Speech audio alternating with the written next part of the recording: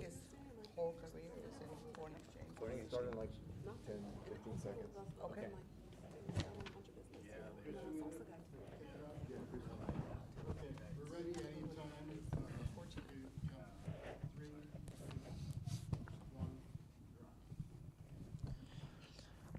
Hi, my name is Christian Flores, and Hi, my name is Yareli Peña. would you guys please introduce yourself and tell us what inspired you to do the work that you do? Anybody want to start? Hello, everyone. My name is Amalia Moreno-Damgaard. I am a chef entrepreneur and award-winning author. I was born and raised in Guatemala City, and I am also part of the nonprofit community, serving on boards and doing some philanthropy work. I am also co-founder of Women Entrepreneurs of Minnesota, and had a prior career in international banking in trade finance. Hello, my name is Johan Gomez Sang. I am a small business specialist at Minnesota Bank and Trust, which is a division of UMB Bank.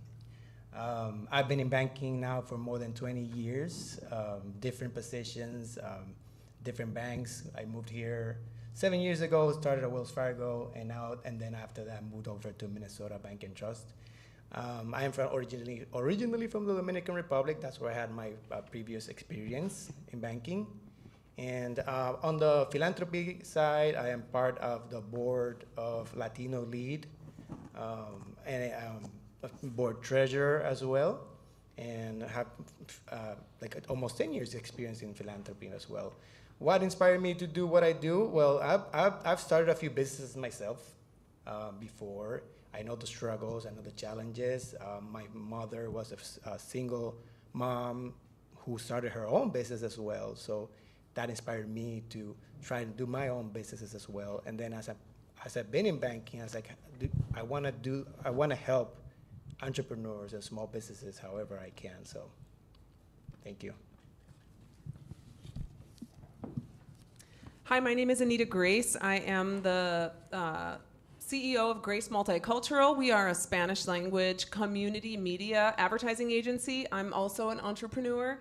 I also work as the vice president of the Latino Chamber of Commerce here in the Twin Cities. And so a lot of my work is based around connecting entrepreneurs, businesses, community organizations, and local media platforms, culturally relevant local media that really serves our community.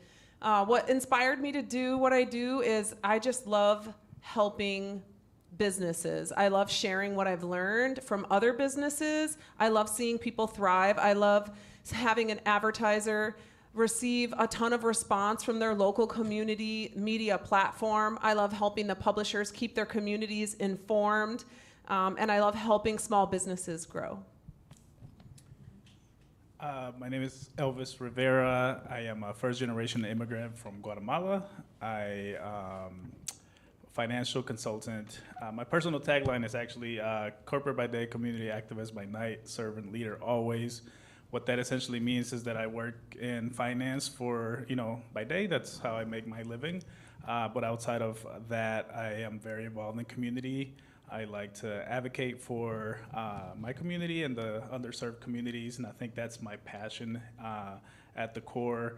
I serve also on the board of Latino Lead. I'm also on the board of the Latino Council on Latino Affairs, and my passion is helping to change the narrative, helping to bring knowledge to our communities so that we can change the narrative and become more versed in financial literacy. I first generation immigrant. I feel like there's a lot of progress that we have made, but a lot of progress still to be made. And I think education, whether it's education, there's a path forward. And my passion is to help, even if just a little bit, keep the ball rolling.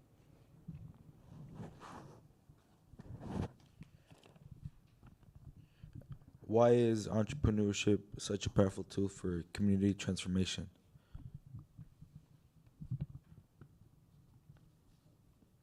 Could you repeat the question again? Sorry. Why is entrepreneurship such a powerful tool for community transformation? I can answer.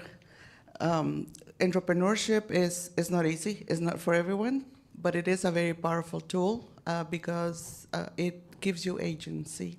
It allows you to be out there in the community, not only to propel your business forward, but also to help others.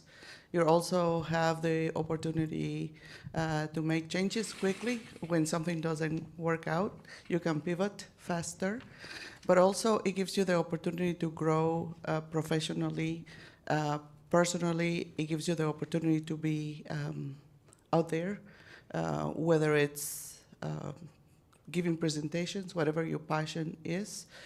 And it also gives you the power to help others. You can become a mentor. It's powerful because you can become an example for others to follow, and you can help them start a business or help them with resources in the community. And in overall, for me, it has been a good thing because I started a career in international banking, and from there I transitioned to this. I transitioned into what I call my passion, and it has been a good opportunity to grow into what I really love, and to grow not only locally, but also nationally and internationally. Yeah, I can add that a business entrepreneur, establishes his business or their business in a certain location, can bring all the community together. You could create a landmark where everybody knows, like, this business or this store, like whoever, a cafe, like it becomes a landmark, and it can bring the community together, especially if you're bringing jobs to the community in the area. So I think it brings the community together and builds a powerful community as well. Agree with all of that. I think also it provides us more opportunities, right? If you are an entrepreneur, you are creating whatever services you are providing, so you can provide more opportunities, not just for yourself, but also the community and the families. And so I think it's powerful to not have to not necessarily consume what's given. You can create what you consume, and through that create more wealth for the community that you represent and the communities that you choose to empower going forward. So that's the only thing that I'll add as it relates to that question.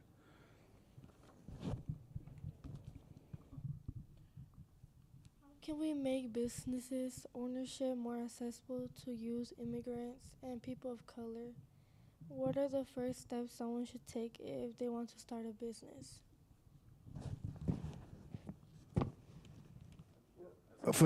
First, I guess if you want to start a business, first you gotta love what you want to do. Like, I think you should first love it, right? Like you said, it's your passion, right? First love it, because if you love it, you're gonna do it. You're gonna do it well. Put all your energy into it. Second, know what you're getting into. You gotta know your industry. You gotta know what you're gonna do. It's not just, I wanna make money, I wanna do it. You're not gonna do it well if you think about making money. You gotta do what you love, and you're gonna do it well, and then know about that industry. Like, for example, cooking. I know you're great at the cooking, so you gotta know you gotta learn about it. You take courses, get a mentor. Those are things you gotta do if you wanna start your business. You get a mentor that is in the industry already. They can let you know what are the challenges, what are the ins and outs. Network with people that are in the industry as well, so you can get to know the people in the industry, build your network. If you're not networking, you're not working. That's what I say, right? So that is important when you're gonna start a business. So those are the little, and then of course, funding, and then probably we can talk about that later. But you need capital, of course. So access to capital is good. Maybe I'll let some other extra thing to that. Yeah, I can definitely speak to this. That's exactly what we do at the Latino Chamber of Commerce. We help people start businesses and have successful businesses and connect them with other businesses so that they can have build relationships and work together. So some of the first steps someone should take if they want to start a business is definitely know what you want to do. You'll need to first call the Secretary of State. That's the first place to start, and decide what kind of business you want. And then find a local chamber of commerce. Almost every major city has them. And the job of a chamber of commerce is to help businesses be successful. So there's a lot of training and resources and advice that comes along with the services that chambers provide. So that would be one of your first steps that I would recommend to someone who's looking to start a business. Well, I just want to add a little quick, like as you mentioned, Latina Chamber, there are organizations too that can help you on how to start your business and what to do. That would be another step. Go to, like, for example, and I didn't mention that earlier, I'm part of the board of LEDC, Latino Economic Development Center. They provide like how to start your business, mentorship, guidance, and technical skills so you can start your business. So do that as well. I think it's every different lanes too, right? Like if you're an entrepreneur, definitely tap into the resources available to you, but also systemically, underrepresented communities don't get the same resources, the same opportunities as our white counterparts. And so from that perspective, as it relates to changing the environment and making sure that there's more opportunities, I think also advocating at the state level with your local legislators and things to make sure that the opportunities are being created, that they're being advocated for, so that we're not just recreating the wheel or fighting to get into the lane that the lane is created. I mean, we are consumers, we can also be creators, and the system needs to also allow for opportunities to be yielded to us as contributing community members. Yeah, also coming from a very deep entrepreneurial journey, I'll say that all of us have a gift, and it's finding that gift within us, whatever it is, and that is passion, right? That is what triggers us wanting to become entrepreneurs. I'll say seek help early on. For me personally, it was seeking help from SCORE. That is an organization that helps entrepreneurs in a variety of ways, but certainly very early entrepreneurs. Then also there's MEDA, the Metropolitan Economic Development Association. I'll say seek help, but also seek mentors. Seek the help of people that can advocate for you in a variety of places, so that you can get access or gain access to additional resources. And one that is really, really important for me is network. And network in a variety of places, because this is how you are going to expand your connections. And in this business, connections is really, really important, because those connections are going to help you continue to grow, and they are going to help you reach the additional resources that you are going to need as you grow your business.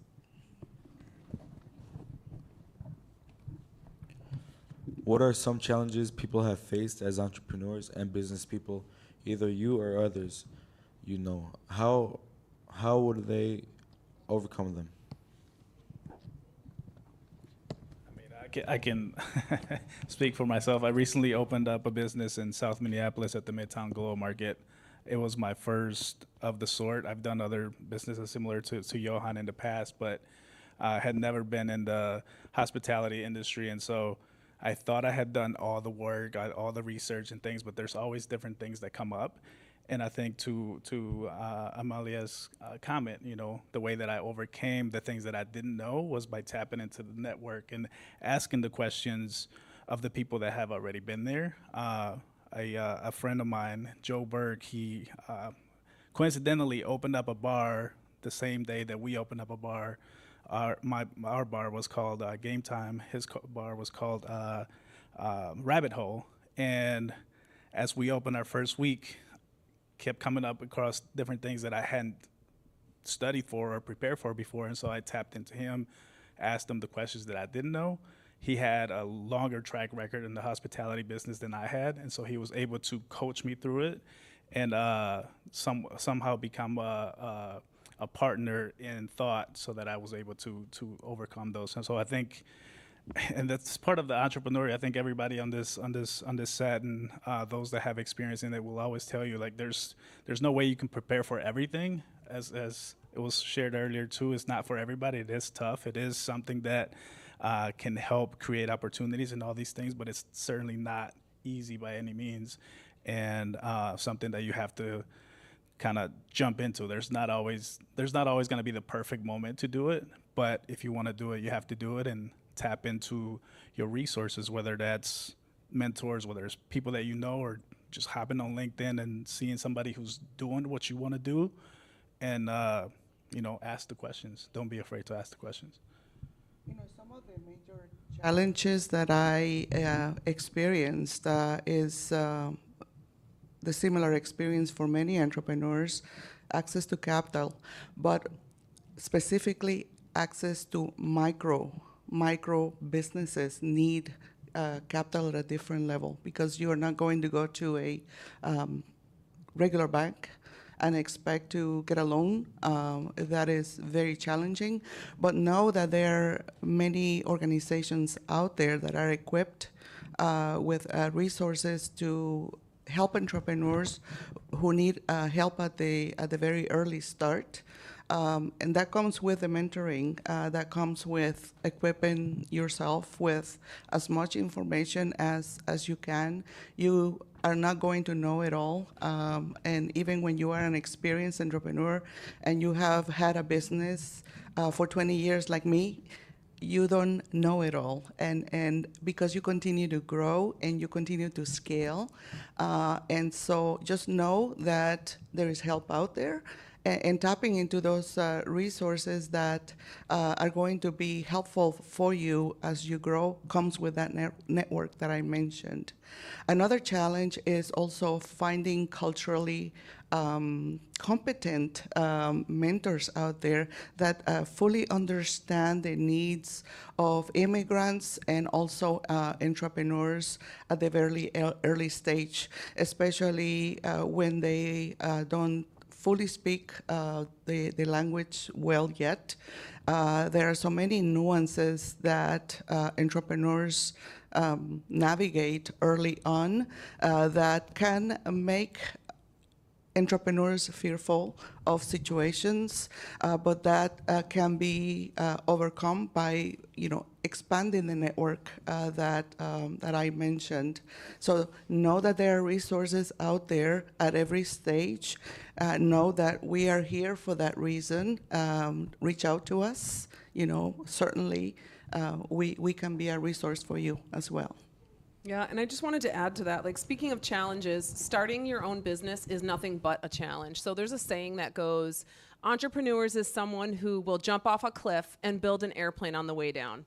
That is the epitome of entrepreneurship. You have to be willing to do whatever it takes. And when you see someone successful who's had a business for 20 years or 25 years, or you guys have been doing your stuff for a really long time as well, what you don't see is the grit that it takes in the beginning. So you really have to put your all into it. I couch surfed for about 7 years until I finally could afford to buy my own hotel room. That's how I started my own business. But now, 25 years later, my entire family works for my business, and and I'm able to give back to my community. But what people don't see is couch surfing and superwoman in the gas station bathroom, from mommy to business person, taking the cheap flights, taking the red eye, bringing my own food, just living broke for 7 years so that you can make it over that hill, but really being willing to do whatever it takes, jumping off that cliff and then figuring it out on the way down. Well, I'm going to kind of speak on the banking side. What are the challenges, right? What I see on most of the clients is, first, like, access to capital, right? Where do we get the capital? Some of the challenges is getting the capital. So we already spoke about organizations that can help you with that. But you can talk to your friends and family about your ideas, whatever you're going to do. and have those resources available as well, and tell them to, help you out with whatever they can, if they can. Another challenge is networking. We already spoke about that. Some entrepreneurs don't network. Another thing is mentorship. Ask the questions, like Elvis was saying. Ask questions. Ask what you don't know. Talk to people, and things like that. And the first, I think, the most important, and it's not planning. Plan well. Do your plan. If you don't know where you're going, it's like when I was coming over here, I had to put Google Maps. So that gives me a direction of where I'm going. If I don't know where I'm going, I don't look at Google Maps and I start going around. It's gonna take me it took me 35 minutes to get here. It would take me, I don't know, probably a full day maybe to find out where I'm gonna go. So if you don't plan well, it's like the same. If you don't know where you're going, if you don't have projections, you don't have a business plan well made, it can always change in the way, right? There could be more traffic here, so I'm gonna change my direction. So having that plan at least lets you know where you're going, and you have an idea how to plan for that. So that's what you got to do. That's one of the challenges I see. That I see. And I think is that your ability to be nimble, right? You can create your plan and think it's gonna go A, B, C. So be prepared for it to go A, C, D, Z, and then coming back, because it doesn't always turn out the way that you want it to.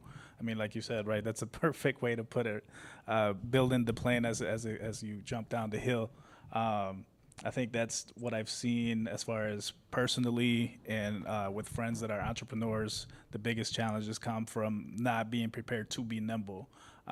Being prepared for the unknown, which is tough in theory to think that way, but it's something that comes with entrepreneurial endeavors. Yeah, really? What's the difference between generation wealth and community wealth? How can we build both? Generational wealth can come from your family through passed down assets of different kinds. It can be money, it can be property, but it can also be knowledge. And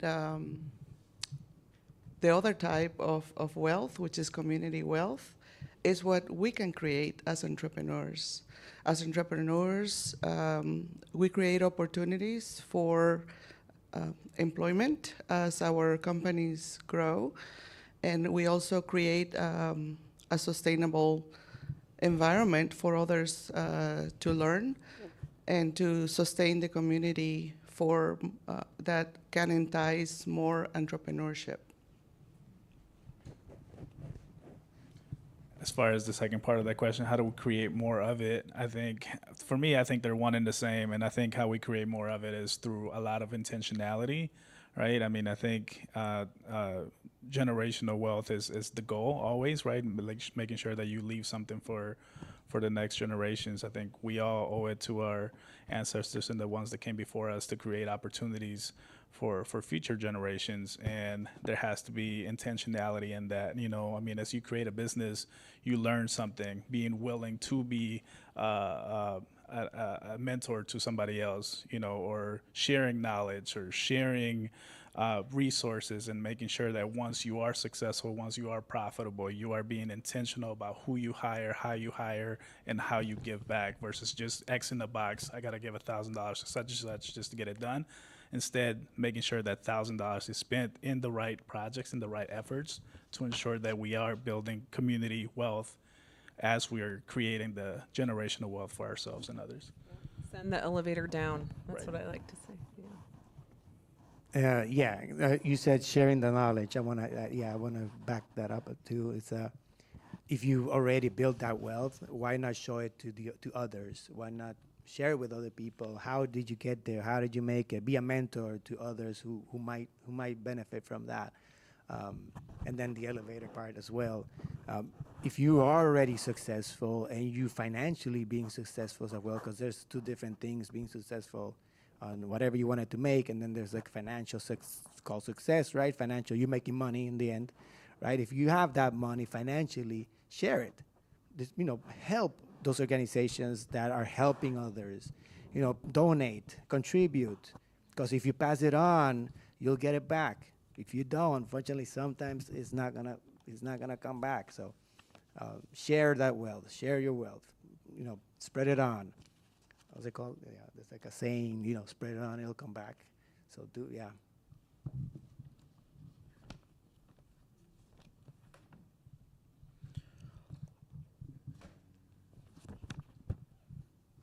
Question for Elvis. You're a financial consultant and a Bush Fellow. How do those two roles connect in your work to empower communities? I think the reason why I'm a financial consultant is because, as I mentioned earlier in my introduction, I'm a first-generation immigrant. Came to the States with my mother and my sister. My mother is a very resilient, very determined woman, but because she didn't have the education that others might have had, she didn't necessarily. She knew how to make money. She didn't know how to invest money or how to make her money work for her. And as I began to grow up, I read different books, Rich Dad, Poor Dad, different, I don't know, I can name a few. But you start to see, just by pure nature of being an adult, a teenager, seeing how you are in your household and how others are, and who are the people that are successful, who are the people that, you know, unfortunately stay stagnant. And for that reason, I jumped into the financial world. I wanted to better understand how to maneuver, how to manage money, how to learn from those people that are doing it, are being successful, and what is it that they're doing wrong versus the people that I grew up with. Not saying that one is better than the other, but again, going to knowledge and how do we do the things. And once I got to a level where I understood a lot of that, I wanted to bring it back to the community. And so I've been intentional about teaching and creating spaces where I'm able to share the knowledge, share the financial literacy that it takes to move us forward, to change the narrative. I was fortunate to receive the Bush Fellowship this year, which in turn invests in me so that I can be more impactful in community. And so I think they're one and the same. I jumped into the field that I'm in with a purpose. I've been I've taken on efforts to push that ball forward, and Bush was I was fortunate enough to get the Bush Fellowship to further that, and so I think that's at the core how that fits into my picture. Congratulations, by the way. Thank you. Appreciate it. Question for Amalia. What inspired you to become a chief and start your own business rooted in Latin culture?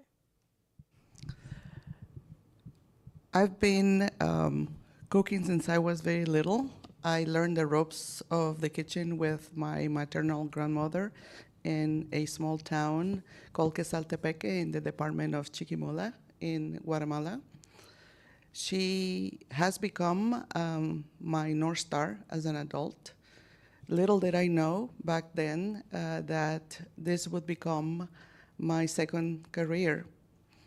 When I came to the States many, many years ago, I realized that few people understand truly who we Latinos are. You know, we come from 21 different countries, and we have so many commonalities, and we're called Latinos. So I think this creates confusion in some people, and I saw an opportunity to solve a problem, and that is to help corporate America develop a broader understanding and appreciation of Latin cultural nuances using gourmet cuisine as a platform for speaking, for providing consulting to food and beverage companies, as well as doing experiences out in the community that educate and that expand in knowledge across the 21 countries.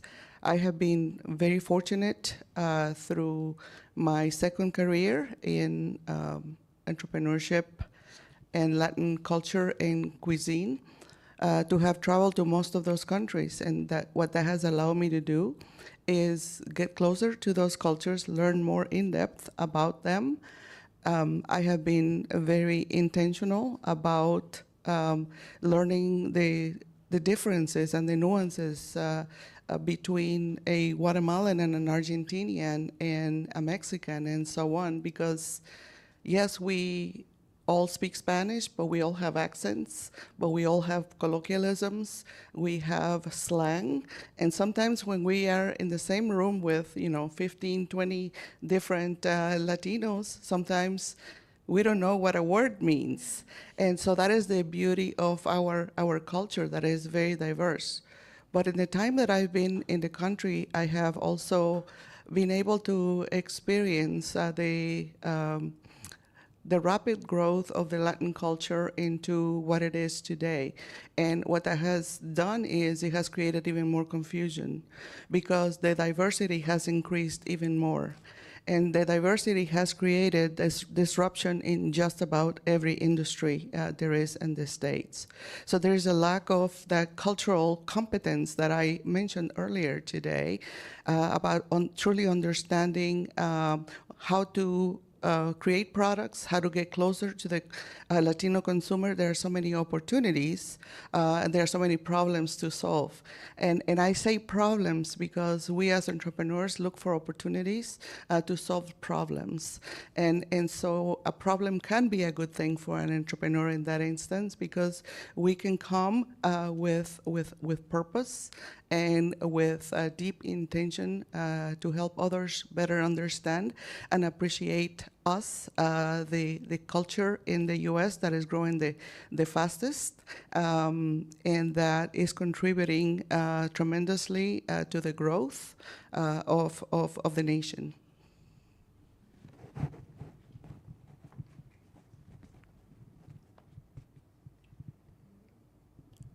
Question for Anita. How does the work at your company, Grace Multicultural, support community building? What is your mission? So my business started by, I was part of the team that launched the local Spanish language newspaper in Phoenix, Arizona.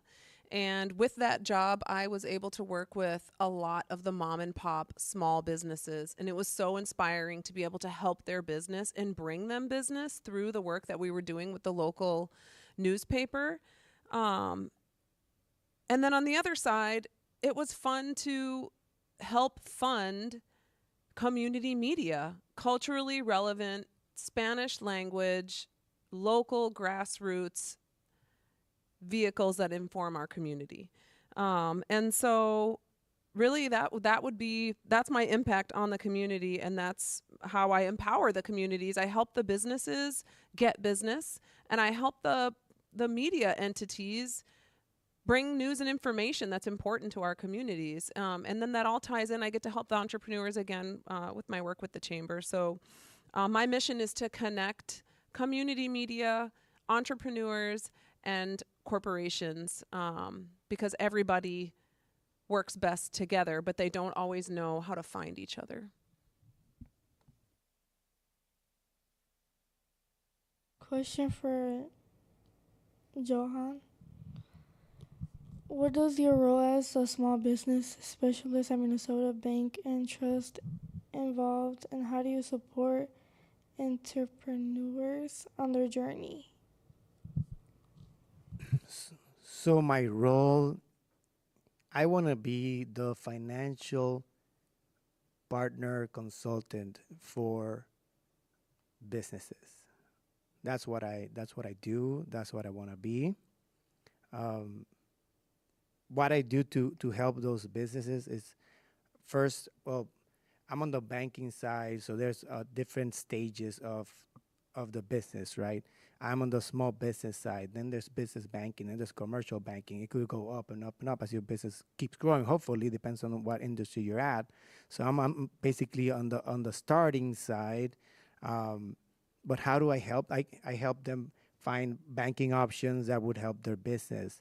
As am I the financial consultant, I want to learn about their business, what industry are they into, what are the trends that are happening in their business, and what are those products and services that can help that business keep growing, and have access to capital as well. I want to help them plan well, because I mean, like I said at the beginning or earlier, is like you have to plan well, and sometimes I want to know what's that plan so I can be part of that plan and help them.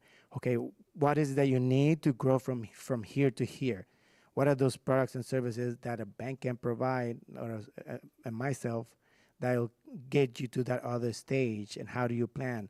And I want to have a good network that I can refer my clients, or just having prospect can be for where they're at, to get them those solutions. So whether it's me, a wealth manager, marketing, or what they want to serve good gourmet food to their clients or their employees. So that's what I want to be. I want to be a resource for my clients and my small businesses.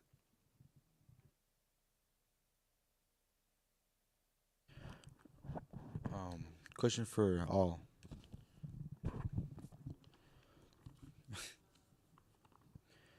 Can each of you share a moment in your journey where you saw community entrepreneurship directly impact someone's life? I can share that during my first and second career, I have mentored many women and men. I have seen the difference in how mentorship can impact someone. I'll give you an example. Just in the last few months, I've been mentoring women in the food and beverage business. And you can see the results, because then, eventually they grow. They are able to apply knowledge. They're able to have more business as a result of direct marketing and meaningful marketing advice, as well as how to connect with prospects. And then you can see their business grow. So through mentoring, you are able to impact the community in so many different ways. And oftentimes, you don't know where the advice that you give someone is going to take them. But all the advice that you give them, which is, for me, what I have learned throughout my 2 careers, has been an opportunity to give back to the community in a very rewarding way that keeps coming back to me in so many wonderful ways. I would say that I'm proud to be in a state where I can see that in many different areas. El Mercado Central, I mean, Johan could probably speak more to that as a member of the LADC board, but also there's different examples of that where people's lives are being changed and impacted immensely because there's these spaces where we can go and be entrepreneurs, pursue entrepreneurship, right? Mercado Central, there's the Midtown Global Market, there's the Asian market in St. Paul, there's the Somali East African market in South St. Paul also. And I think having those spaces where we all can feel seen, heard, and understood, and we can serve one another and pursue and see the example of others pursuing and attaining success in entrepreneurship in Minnesota is vast and is wonderful to see, and I think we need to see more of it. And I think it's in turn creating more opportunities for us to come in community and create more efforts similar to that Alpha's creating in North Minneapolis. They have a plan called Northside Forward, where they're creating more entrepreneurship opportunities in North Minneapolis to help recreate and advance the community. The difference in that plan specifically is created by community. It's created by entrepreneurs that are in North Minneapolis. I mean, something that comes to mind as it relates to a specific example. Tito Wilson, he owns a barbershop in North Minneapolis. He is an implant here from a different state. I think he's been in the state for about 6 years, opened up the barbershop, and his intentionality was always to help community. I think his second year, and maybe I'm getting the story wrong, but something along the lines, after his second year being open, he created a fund to give a scholarship to students every year. I think the first year he gave $100, $200 each of 10 students, and as he became more successful, that fund grew. And I think this past year that he gave it out, it was in the thousands. And so obviously through his entrepreneurship, he was not only able to be a mentor to others, an example to others, an inspiration, but also help kids fund their education through his success. So I think there's many examples, and I'm proud to, again, be in a state that showcases that. For me, the question was, share a moment in your journey where you saw community entrepreneurship directly impact someone's life. So every time an entrepreneur, I would say a lot of times when an entrepreneur is successful, it helps the community because they're working with people in their community and they're hiring people in their community. My own personal example, again, I'm in the media industry, and I had worked, it took me 5 years to work on an account. It was the U.S. Census 2020. And right as that campaign was coming out, COVID happened. And media platforms were considered essential businesses. However, all the advertisers were canceling because everything came to a standstill. So how are you supposed to inform your community and be an essential business if you have no revenue? That account, the Census 2020, kept over 50 of our local community media people that I work with afloat. It was the only national account that was running during COVID. And the people needed that information in Spanish specifically. So that was something that was really rewarding, was being able to help ensure that important information was going to our communities as a direct impact of something that I had worked on for so long. Well, just adding something quick, just like you mentioned, Elvis, LEDC has a lot of projects, especially now one that coming out, Plaza del Sol. Those are like projects that bring the community together, that provide wealth to the area and changes whatever's happening in that neighborhood, that community. You know, it gets the people out of the streets. It can provide jobs. It can provide opportunities for that community. So that's one example. I've seen different examples throughout my banking life, right? Like there's like residential projects that could change a whole area just by starting that residential area there, because it provides housing. If it's low-income housing, even better. Like it can change someone's life. It can change the community. There's a huge project that's going to happen out and it's in project in Maplewood too, from the Hmong community. I see that's going to change that whole area there. So that's entrepreneurship, and that changes that community, that provides opportunity, wealth, like it can change the whole family's life just from one idea that you just brought to that area. So yeah, I've seen lots of different things happening. What do you think our communities need more of when it comes to jobs, business, or support? Well, I wouldn't say either or. I would say they're all tied. So if communities get more support, then we can create more businesses, which can create more jobs, right? So if entrepreneurs get support from all the organizations that we be talking about, Latino Chamber, LEC, MIDA, NDC, all these communities score.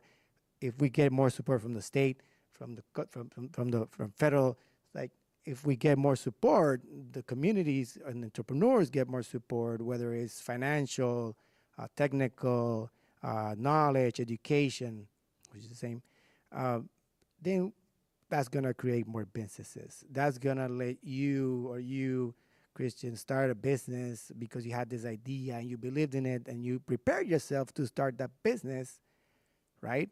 Which that business is going to provide wealth for the community and create jobs. So I just a kind of quick answer. It's not, I wouldn't say either or. I think they're all tied together, and that's what we need. More support to create businesses, to create jobs. I would agree with that. We as entrepreneurs also can do a great deal in the community by supporting each other, by supporting each other's businesses, buying products, buying services, referring those services to others, spreading the news, spreading awareness. That is support that creates opportunities for those jobs as well. But there is also an opportunity for us to work harder as a community, specifically the Latino community. We have been growing in this state very rapidly, and there are many organizations that have been formed in the last, say, 10, 15 years. And we can do a better job at bringing ourselves together into more community-like spaces to help younger entrepreneurs connect the dots. It can be very scary, it can be very intimidating for someone who is trying to work in the community and create an impact if they don't feel supported, if they don't feel seen. But by creating these spaces within our own community, instead of being silos, just come together as organizations and invite the younger generations so that they can partake in the wealth and the knowledge that exists in the community. Say that we need more access to capital. I mean, there's been many reports. If you talk to the Minnesota chamber, you know, they do multiple studies on how the immigrant impact in Minnesota is and has been. And I think the biggest struggle is access to capital. We are pigeonholed because we don't have the access, meaning we as in immigrant BIPOC communities. And so I would say one, access to capital, and I would say two, representation as it relates to jobs, representation in different avenues, right? I mean, I think it's beautiful that you two are, kudos to both of you for doing this. I think you don't see a lot of Latino journalists. You don't see a lot of Latino financial advisors, consultants. You don't see a lot of multimedia, sorry, your Agencies. right, multimedia agencies or Latinos or BIPOC chefs that are traveling the world, you know, cooking for different folks. So I think more representation, and I think a lot of that comes with intentionality. I can't remember, maybe 2-3 years ago, I went to LA for a conference, and the director of the movie Selena was there, and what he opened my eyes to was there's not enough Latino or BIPOC people working in Hollywood. And that's a big miss. Why? Because yes, it's entertainment, but it's also storytelling. So a lot of the stories that are coming out of Hollywood, if they're not made by people that look like us, then they're not gonna include us in it, right? And so I think for that reason, we need more representation, and we need to be intentional about educating our kids that, you know, you don't have to be a football player, you don't have to be a soccer player to be successful. You can be a chef, you can be a financial person, you can be a marketing person, you can be a journalist, right? All these things. So, and as far as support, I would encourage everybody to continue to be a mentor to those that you can be a mentor to, because support is always needed, right? I said it before and I'll say it again. I think we owe it to those that came before us for the opportunities that were yielded to us. And so we have to create the opportunities for those that come after us. Support's always needed.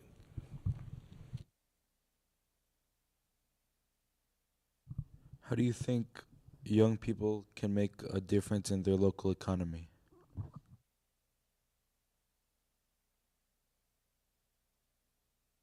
An entrepreneur.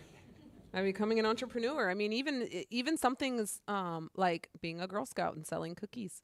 That's where a lot of us started our business careers in sales. That's one of the places that I started, and more often now I'm seeing at the chamber young people come to our events to talk to business people like the two of you are today and learn about what it takes to be a business person and to get advice and to network. And so starting your own business, chasing after your dreams, or even if you don't start your own business and you work for someone else, just making sure that you send the elevator down and don't forget about your community because somebody didn't forget about you.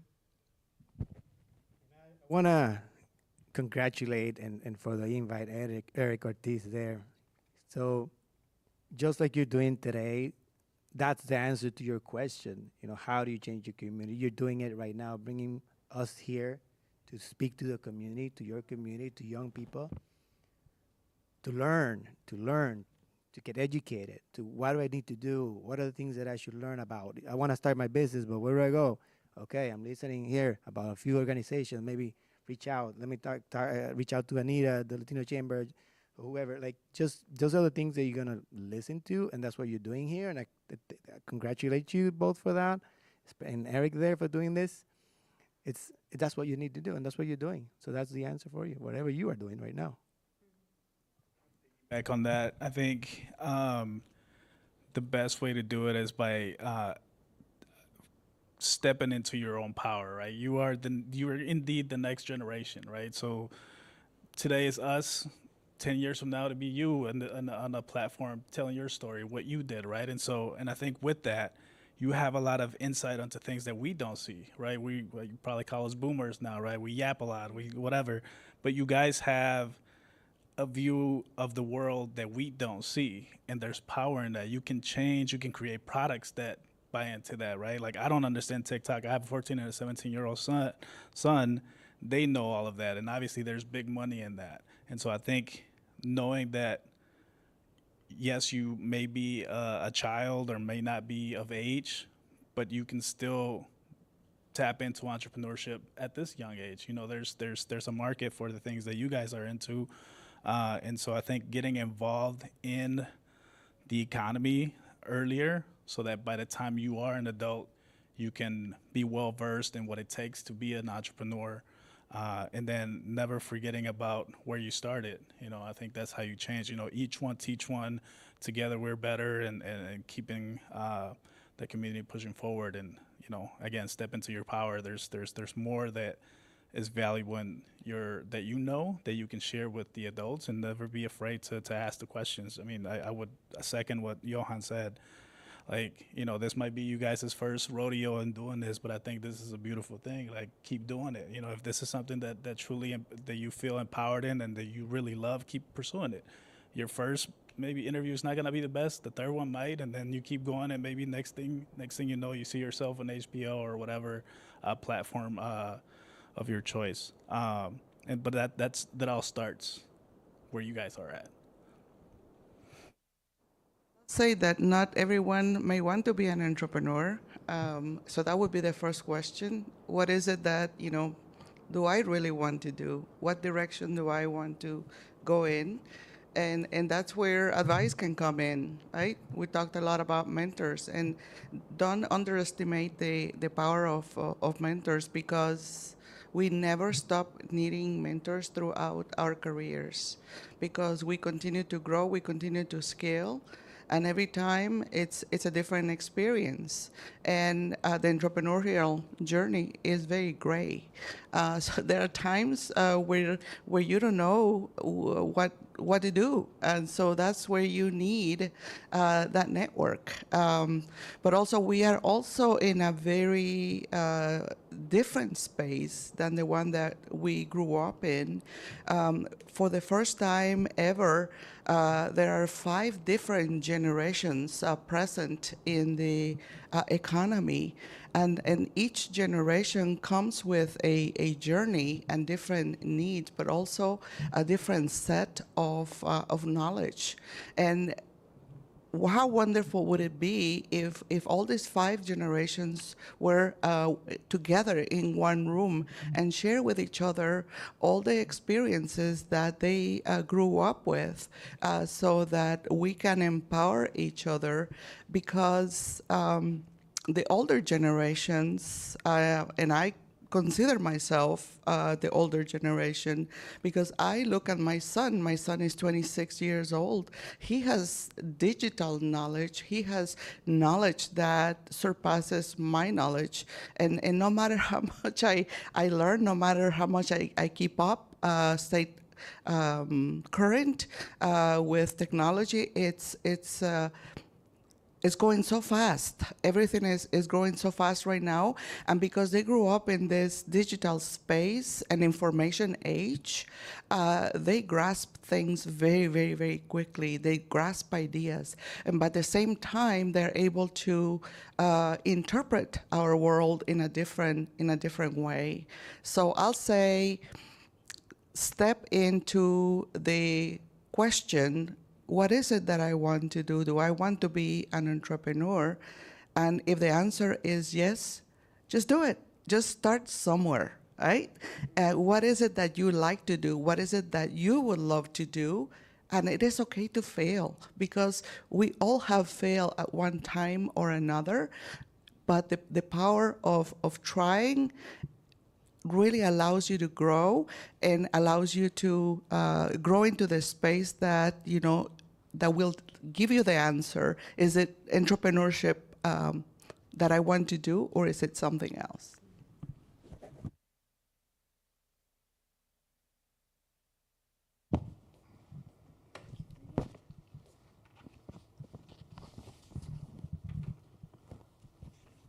How do we shift the narrative from survival to innovation in historically marginalized communities? I think it goes back to sending the elevator down, exposing young business people or just people in the community to another level of life, of ideas, of opportunities. And the way that you do that is by helping them look at the world from the 30,000 foot from above view. When we're living the daily grind in our communities, a lot of times we have blinders on because we're just focusing on the problem at hand. But if we can teach people to expand their mind and look at it from a 30,000 foot from above view, that's going to show them what could be and how they could break barriers and how they could be better than those that came before them. And another way to do that is, I mentioned exposing young people and business people to new environments, is putting them, is getting yourself in a room with people that you aspire to be like. If you're the smartest person in the room, they say find a new room. You're supposed to hang out with people that inspire you and that are doing something that you would like to see yourself do sometime.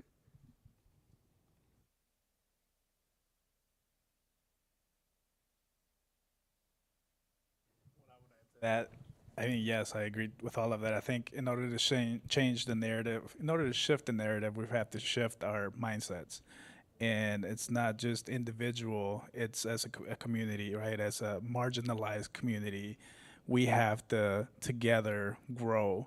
So it's not an individual journey. So I think the way we shift is by shifting our mindsets and empowering one another to be innovative, to find the solutions to the problems, not necessarily being in survival, but finding the issues at hand and using our innovation and our prowess to shift forward and continue to invest in our community so that so we can create our own reality, right? At the end of the day, we are powerful, we can create, and through innovation, we can achieve the shift that needs to happen, right? We're marginalized, not by our own doing, but by the doing of others. And so the more that we empower, the more that we grow, the more we can exit that reality. It can also help to think about how to respond to what we perceived as being marginalized. If we look forward and we say, I am not going to let that get in my way. I am going to overcome every obstacle that comes my way. I'm going to try very, very hard. I may fail once or twice, but I'm gonna get up and keep going. But a lot of that has to do with our attitude towards work, towards life, towards relationships, and so on. And it is very personal because this entrepreneurial journey and being a business owner is definitely a space that is very unique for everyone. But if we feel marginalized, that can create fear, that can create what I call analysis paralysis. And if we have that situation, then we can't grow in this space. So expanding our mind in the direction of I am going to be successful because I have the tools and I have the power and I have the knowledge to do so. And if I am not invited into the spaces that allow me to be successful, I am going to invite myself. Yeah, I think it's all about mindset, changing the mindset. Don't get stuck in the past or whatever is happening. We just got to move forward. You all said it, so yeah, that's the difference.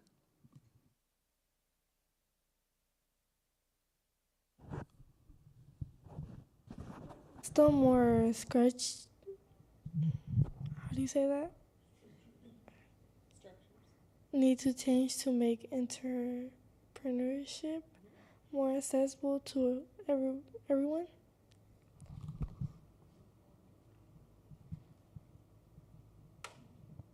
What structures need to change? That was the question. What systems or structures need to change to make entrepreneurship more accessible to everyone?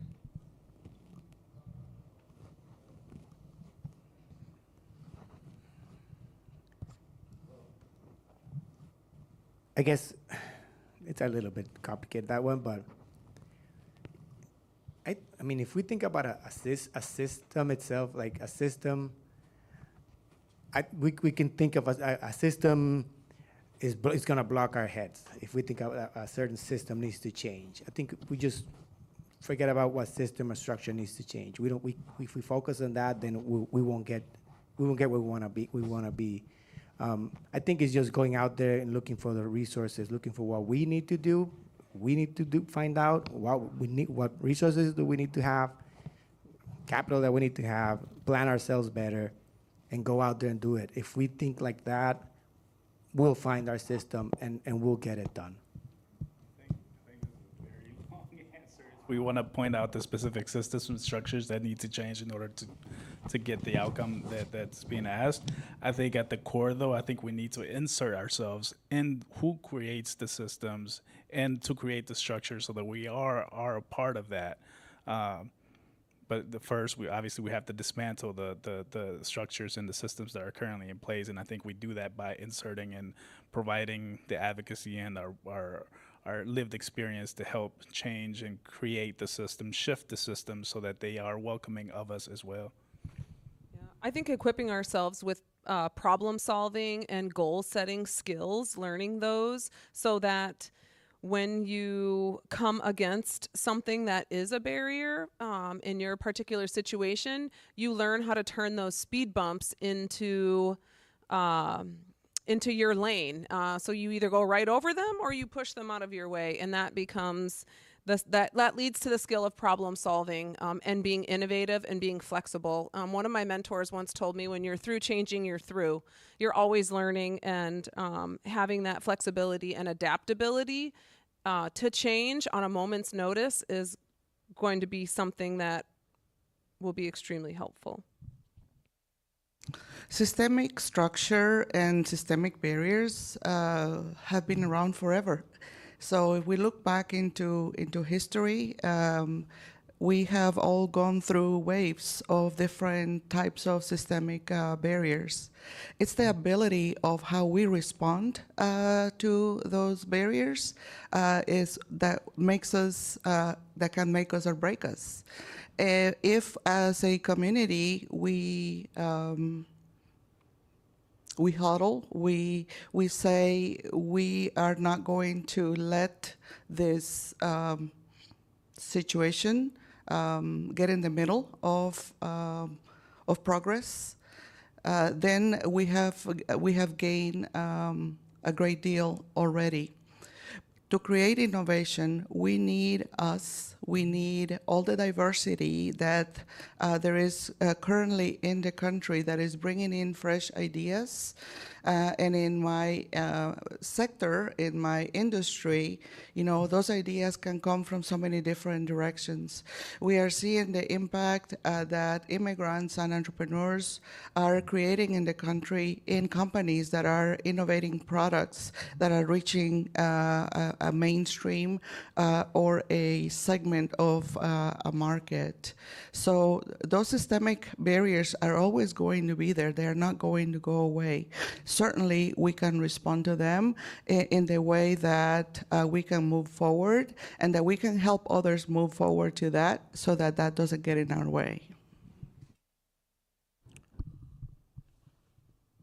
So, unfortunately, this is all the time we have left. I'd like to thank you all for your time and answering questions. Thank you. For having us. Yes, Thank you. Thank you for having Thank us. you, guys. Yes. Nice job.